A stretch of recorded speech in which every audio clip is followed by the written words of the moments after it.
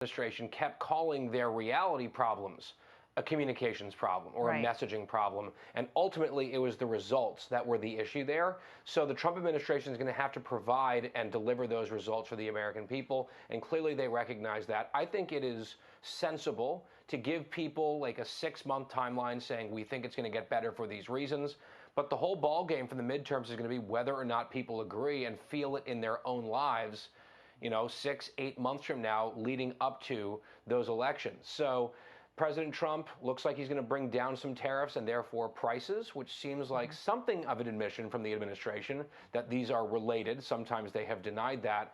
But I think we saw 2 weeks ago the Democrats used this issue to clobber Republicans, among others, to do well in those off-year elections. And it might be galling to some of us that the Democrats have already reclaimed the mantle of affordability, given the mess that they created under Biden. But politics ain't fair, Dana, and it's what the American people want and what they're experiencing in their lives, and it's the job of Republicans who got hired to fix it. Yeah, I was telling Dana, I was traveling on Thursday. The airport was empty, and Kevin Hassett was on our program that morning. And he said GDP for this quarter is going to be off 1.5% because of the shutdown. And if you were walking through that airport, Guy, you would understand that. The level of commerce just fell through the floor. Now, they're going after the price of coffee and beef. That means tariffs. But I thought the one thing that Besson said really rings true. We're not going to tell the American people that they don't know how they're feeling.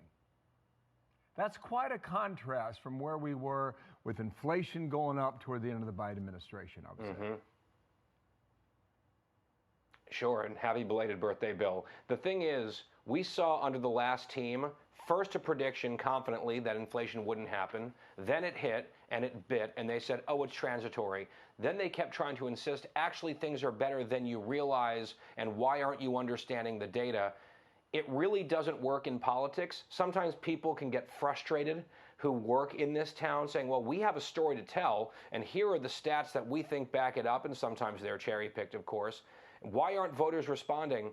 You've got to have your words connect to their reality. Yeah. So I think learning from the mistakes of the last administration and not repeating them would be very wise. Well, one of the things, too, is that the administration, they're going in many directions all at once because they want to get a lot done, which means that people are not able to really focus on the message. That turned around this weekend. Please subscribe to our official channel, USA News.